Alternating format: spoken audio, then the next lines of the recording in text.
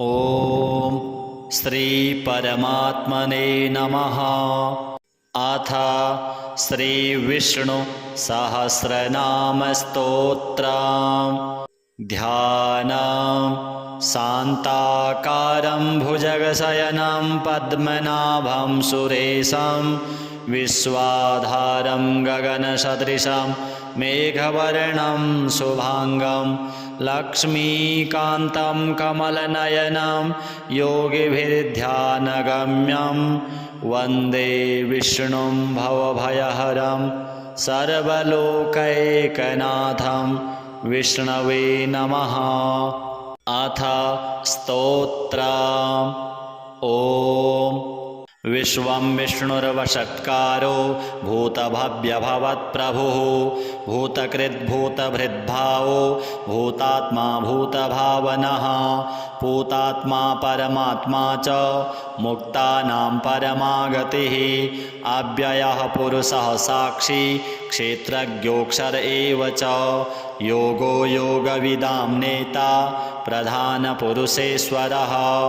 नारसिंहवपुः श्रीमान् केशवः पुरुषोत्तमः सर्वः सर्वः शिवः स्थाणुर्भूतादिर्निधिरव्ययः सम्भवो भावनो भर्ता प्रभवः प्रभुरीश्वरः स्वयंभुः शम्भुरादित्यः पुष्कराक्षो महास्वनः अनादिनिधनो धाता विधाता धातुरुत्तमः अप्रमेयो हृषीकेशः पद्मनाभोऽमरप्रभुः विश्वकर्मा मनुस्त्वष्टा स्तविष्टः स्थविरो ध्रुवः अग्राह्यः शाश्वतः कृष्णो लोहिताक्षः प्रतर्दनः प्रभूतस्त्रिककुब्धाम पवित्रं मङ्गलं परम् ईशानः प्राणदः प्राणो ज्येष्ठः श्रेष्ठः प्रजापतिः हिरण्यगर्भो भूगर्भो माधवो मधुसूदनः ईश्वरो विक्रमी धन्वी मेधावी विक्रमः क्रमः अनुत्तमो दुराधर्षः कृतज्ञः कृतिरात्मवान् सुरेशः शरणं शर्म विश्वरेताः प्रजाभवः अहः संवत्सरो व्यालः प्रत्ययः सर्वदर्शनः अजः सर्वेश्वरः सिद्धः सिद्धिः सर्वादिरच्युतः वृषाकपिर्मे आत्मा सर्वयोगविनिःसृतः वसुर्वसुमनः सत्यः समात्मा संमितः समः अमोघः पुण्डरीकाक्षो वृषकर्मा वृषाकृतिः रुद्रो बहुशिरा बभ्रुर्विश्वयोनिः शुचिस्रवाः अमृतः शाश्वतः स्थाणुर्वरारोहो महातपाः सर्वगः सर्वविद्भानुर्विश्वक्सेनो जनार्दनः वेदो वेदविदभ्यङ्गो वेदाङ्गो वेदवित्कविः लोकाध्यक्षः सुराध्यक्षो धर्माध्यक्षः कृताकृतः चतुरात्मा चतुर्व्यूहश्चतुर्द्रष्टश्चतुर्भुजः भ्राजिष्णुर्भोजनं भोक्ता सहिष्णुर्जगदादिजः अनघो विजयो जेता विश्वयोनिः पुनर्वसुः उपेन्द्रो वामनः प्रांशुः अमोघः शुचिरूर्जितः अतीन्द्रः सङ्ग्रहः सर्गो धृतात्मा नियमो यमः वेद्यो वैद्यः सदा योगी वीरः माधवो मधुः अतीन्द्रियो महामायो महोत्साहो महाबलः महाबुद्धिर्महावीर्यो महाशक्तिर्महाद्युतिः अनिर्देश्य वपुः श्रीमान् मेयात्मा महादृधृक् महेश्वासो महीभर्ता श्रीनिवासः सतां गतिः अनिरुद्धः सुरानन्दो गोविन्दो गोविदां पतिः मरीचिर्दमनो हंसः सुपर्णो भुजगोत्तमः हिरण्यनाभः सुतपाः पद्मनाभः प्रजापतिः अमृत्युः सर्वदृक्सिंह सन्धाता सन्धिमान् स्थिरः अजो दुर्मर्षणः शास्ता विश्रुतात्मा सुरारिहा गुरुर्गुरुतमो धाम सत्यः सत्यपराक्रमः निमिषो निमिषसहस्रग्वी वाचस्पतिरुदारधिः अग्रणिर्ग्रामणिः श्रीमान् न्यायो नेता समीरणः सहस्रमूर्धा विश्वात्मा सहस्राक्षः सहस्रपात् आवर्तनो निवृत्तात्मा संवृतः संप्रमर्दनः अहः संवर्तको वहनी अनिलो धरणीधरः सुप्रसादः प्रसन्नात्मा विश्वधृक् विश्वभुग्विभुः सत्कर्ता सत्कृतः साधुर्जह्नुर्नारायणो नरः असंख्येयो प्रमेयात्मा विशिष्टः शिष्टकिच्छुचिः सिद्धार्थः सिद्धसङ्कल्पः सिद्धिदा सिद्धिसाधनः वृषाही वृषभो विष्णुर्वृषपर्वा वृषोदरः वर्धनो वर्धमानश्च विविक्तः श्रुतिसागरः सुभुजो दुर्धरो वाग्मी महेन्द्रो वसुदो वसुः नैकरूपो बृहद्रूपः शिपिविष्टः प्रकाशनः ओजस्तेजो द्युतिधरः प्रकाशात्मा प्रतापनः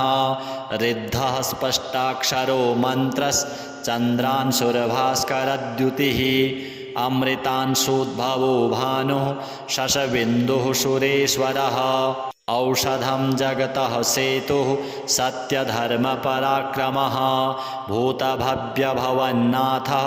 पवनः पावनो नलः कामः कामकृत्कान्तः कामः कामप्रदः प्रभुः युगादिकृद्युगावर्तो नैकमायो महाशनः अदृश्यो व्यक्तरूपश्च सहस्रजित् अनन्तजित् इष्टो विशिष्टः शिष्टेष्टः शिखण्डी नहुषो वृषः क्रोधः क्रोधकृत्कर्ता विश्वबाहुर्महीधरः अच्युतः प्रथितः प्राणः प्राणदो वासवानुजः अपां निधिरधिष्ठानम् अप्रमत्तः प्रतिष्ठितः स्कन्दः स्कन्दधरो धुर्यो वरदो वायुवाहनः वासुदेवो बृहद्भानुः आदिदेवः पुरन्दरः अशोकस्तारणस्तारः शूरः शौरिर्जनेश्वरः अनुकूलः सतावर्तः पद्मी पद्मनिभेक्षणः पद्मनाभोरविन्दाक्षः पद्मगर्भः शरीरभृत् महर्धिरिद्धो वृद्धात्मा महाक्षो गरुडध्वजः अतुलः शरभो भीमः समयज्ञो हविर्हरिः सर्वलक्षणलक्षण्यो लक्ष्मीवान् समितिञ्जयः विक्षरो रोहितो मार्गो हेतुर्दामोदरः सहः महीधरो महाभागो वेगवानमितासनः उद्भवः क्षोभणो देवः श्रीगर्भः परमेश्वरः करणं कारणं कर्ता विकर्ता गहनो गुहः व्यवसायो व्यवस्थानः संस्थानः स्थानदो ध्रुवः परर्धिः परमस्पष्टस्तुष्टः पुष्टः शुभेक्षणः रामो विरामो विरजो मार्गो नेयो नयो नयः वीरः शक्तिमतां श्रेष्ठो धर्मो धर्मविदुत्तमः वैकुण्ठः पुरुषः प्राणः प्राणदः प्रणवः पृथुः हिरण्यगर्भः शत्रुघ्नो व्याप्तो वायुरधोक्षजः ऋतुः सुदर्शनः कालः परमेष्ठी परिग्रहः उग्रः संवत्सरो दक्षो विश्रामो विश्वदक्षिणः विस्तारः स्थावरस्थाणुः प्रमाणं बीजमव्ययम् अर्थोऽनर्थो महाकोशो महाभोगो महाधनः अनिर्विण्णः स्तविष्ठो भूर्धर्मयूपो महामखः नक्षत्रनेमिर्नक्षत्री क्षमः क्षामः समीहनः यज्ञ इज्यो महेज्यश्च क्रतुः सत्रं सतां गतिः सर्वदर्शी विमुक्तात्मा सर्वज्ञो ज्ञानमुत्तमं सुब्रतः सुमुखः सूक्ष्मः सुघोषः सुखदः सुहृत् मनोहरो जितक्रोधो वीरबाहुर्विदारणः स्वापनः स्ववशो व्यापी नैकात्मा नैककर्मकृत् वत्सरो वत्सलो वत्सी रत्नगर्भो धनेश्वरः धर्मगुप्धर्मकृद्धर्मी सदसत्क्षरमक्षरम् अविज्ञाता सहस्रांशुर्विधाता कृतलक्षणः गभस्तिनेमिः सत्त्वस्थः सिंहो भूतमहेश्वरः आदिदेवो महादेवो देवेशो देवभृद्गुरुः उत्तरो गोपतिर्गोप्ता ज्ञानगम्यः पुरातनः शरीरभूतभृद्भोक्ता कपीन्द्रो भूरिदक्षिणः सोमपो मृतपः सोमः पुरुजित्पुरुषोत्तमः विनयो जयः सत्यसन्धो दासार्हः सात्वतां पतिः जीवो विनयिता साक्षी मुकुन्दो मितविक्रमः अम्भोनिधिरनन्तात्मा महोदधिशयोऽन्तकः अजो महार्हः स्वाभाव्यो जितामित्रः प्रमोदनः आनन्दो नन्दनो नन्दः सत्यधर्मात्रिविक्रमः महर्षिः कपिलाचार्यः कृतज्ञो मेदिनीपतिः त्रिपदस्त्रिदशाध्यक्षो महाशृङ्गः कृतान्तकृत् महावराहो गोविन्दः सुषेणः कनकाङ्गदी गुह्यो गभीरो गहनो गुप्तश्चक्रगदाधरः वेदः स्वाङ्गोजितः कृष्णो दृढः सङ्कर्षणोच्युतः वरुणो वारुणो वृक्षः पुष्कराक्षो महामनाः भगवान् भगहानन्दी वनमाली हलायुधः आदित्यो ज्योतिरादित्यः सहिष्णुर्गतिसत्तमः सुधन्वाखण्डपरशुर्दारुणो द्रविणप्रदः दिवि स्पृक्सर्वदृग्व्यासो वाचस्पतिरयो निजः त्रिशामासामगः साम निर्वाणं भेषजम्भिषक् सन्न्यासकृच्छमः शान्तो निष्ठा शान्तिः परायणं शुभाङ्गः शान्तिदः स्रष्टा कुमुदः कुवलेशयः गोहितो गोपतिर्गोप्ता वृषभाक्षो वृषप्रियः अनिवर्ती निवृत्तात्मा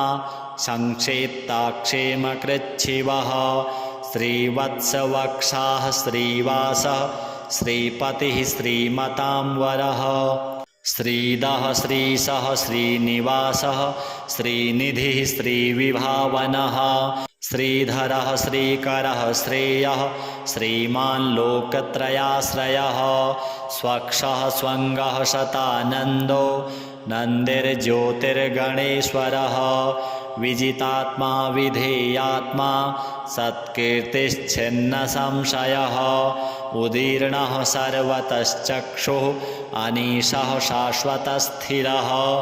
भूषयो भूषणो भूतिर्विशोकः शोकनाशनः अर्चिस्मान् अर्चितः कुम्भो विशुद्धात्मा विशोधनः अनिरुद्धो प्रतिरथः प्रद्युम्नो मितविक्रमः कालनेमिनिहावीरः शौरिः शूरजनेश्वरः त्रिलोकात्मा त्रिलोकेशः केशवः केशिहा हरिः कामदेवः कामपालः कामीकान्तः कृतागमः अनिर्देश्य वपुर्विष्णुर्वीरोऽनन्तो धनञ्जयः ब्रह्मण्यो ब्रह्मकृद्ब्रह्मा ब्रह्म ब्रह्मविवर्धनः ब्रह्मविद्ब्राह्मणो ब्रह्मी ब्रह्मज्ञो ब्राह्मणप्रियः महाक्रमो महाकर्मा महातेजा महोरगः महाक्रतुर्महायज्वा महायज्ञो महाहविः स्तभ्यः स्तवप्रियः स्तोत्रं स्तुतिः स्तोतारणप्रियः पूर्णः पूरयिता पुण्यः पुण्यकीर्तिरनामयः मनोजवस्तीर्थकरो वसुरेता वसुप्रदः वसुप्रदो वासुदेवो वसुर्वसुमना हविः सद्गतिः सत्कृतिः सत्ता सद्भूतिः सत्परायणः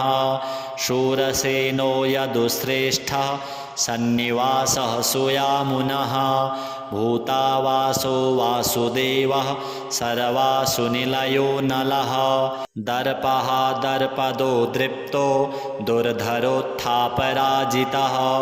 विश्वमूर्तिर्महामूर्तिर्दीप्तमूर्तिर्मूर्तिमान् अनेकमूर्तिरव्यक्तः शतमूर्तिः शताननः एकोनैकः सवहकः किं यत्तत्पदमनुत्तमं लोकबन्धुर्लोकनाथो माधवो भक्तवत्सलः सुवर्णवर्णो हेमाङ्गो वराङ्गश्चन्दनाङ्गदी वीरः विषमः शून्यो घृताशीरचलश्चलः अमानीमानदो मान्यो लोकस्वामी त्रिलोकधृक् सुमेधा मेधजो धन्यः सत्यमेधाधराधरः तेजो वृषो द्युतिधरः सर्वशस्त्रभृतां वरः प्रग्रहो निग्रहो व्यग्रो नैकशृङ्गो गदाग्रजः चतुर्मूर्तिश्चतुर्बाहुश्चतुर्व्यूहश्चतुर्गतिः चतुरात्मा चतुर्भावश्चतुर्वेदविदेकपात् समावर्तो निवृत्तात्मा दुर्जयो दुरतिक्रमः दुर्लभो दुर्गमो दुर्गो दुरावासो दुरारिहा शुभाङ्गो लोकशारङ्गः सुतन्तुस्तन्तुवर्धनः इन्द्रकर्मा महाकर्मा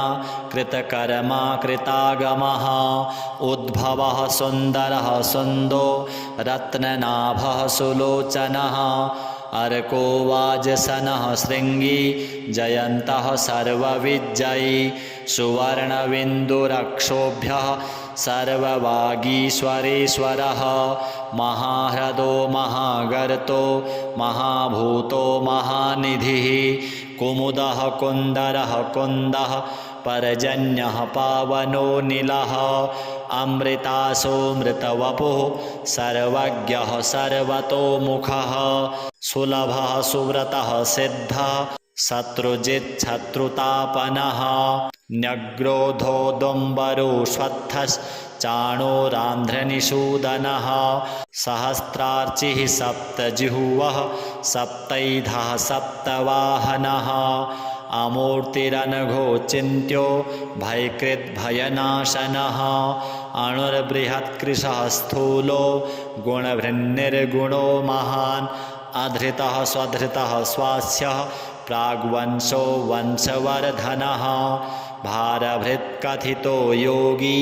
योगीशः सर्वकामदः आश्रमः श्रमणः क्षामः सुपर्णो वायुवाहनः धनुर्धरो धनुर्वेदो दण्डो दमयिता दमः अपराजितः सर्वसहो नियन्ता नियमो यमः सत्त्वान् सात्विकः सत्यः सत्यधर्मपरायणः अभिप्रायः प्रियार्होर्हः प्रियकृत्प्रीतिवर्धनः विहाय सगतिर्ज्योतिः सुरचिर्हुतभुग्विभुः रविर्विरोचनः सूर्यः सविता रविलोचनः अनन्तो हुतभुग्भोक्ता सुखदो नैकजोऽग्रजः अनिर्विण्णः सदामर्षि लोकाधिष्ठानमद्भुतः सनात्सनातनतमः कपिलः कपिरप्ययः स्वस्तिदः स्वस्तिकृत् स्वस्ति स्वस्तिभुक् स्वस्ति दक्षिणः अरौद्रः कुण्डलीचक्रे विक्रम्योर्जितशासनः शब्दातिगः शब्दसः शिशिरः शर्वरीकरः अक्रूरः पेशलो दक्षो दक्षिणः क्षमिणां वरः विद्वत्तमो वीतभयः पुण्यश्रवणकीर्तनः उत्तारणो दुष्कृतिः पुण्यो दुःस्वप्ननाशनः वीरः रक्षणः सन्तो जीवनः पर्यवस्थितः अनन्तरूपो अनन्तश्रीर्जितमन्युर्भयापहः चतुरस्रो गभीरात्मा विदिशो व्यादिशो दिशः अनादिर्भूर्भुवो लक्ष्मीः सुवीरो रुचिराङ्गदः जननो जनजन्मादिर्भीमो भीमपराक्रमः आधारनिलयो धाता पुष्पहासः प्रजागरः ऊर्ध्वगः सत्पथाचारः प्राणदः प्रणवः पणः प्रमाणं प्राणनिलयः प्राणभृत् प्राणजीवनः तत्त्वं तत्त्वविदेकात्मा जन्ममृत्युजरातिगः भूर्भुवः स्वस्तरुस्तारः सविता प्रपितामहः यज्ञो यज्ञपतिर्यज्वा यज्ञाङ्गो यज्ञवाहनः यज्ञभृत् यज्ञकृद्यज्ञी यज्ञभुक् यज्ञसाधनः यज्ञान्तकृद् यज्ञगुह्य मन्नमन्नाद एव च आत्मयोनिः स्वयं जातो वैखानः सामगायनः देवकीनन्दनः स्रष्टा क्षितीशः पापनाशनः शङ्खभृन्नन्दकी चक्रे सारङ्गधन्वा गदाधरः रथाङ्गपाणिरक्षोभ्यः सर्वप्रहरणायुधः सर्वप्रहरणायुधः। ओ जय जय श्री विष्णु सहस्रनाम स्तोत्रम संपूर्णम श्री वासुदेवार्पणमस्तु पितृदेवार्पणमस्तु। नमः पार्वतीपतये हर हर हर महादेव।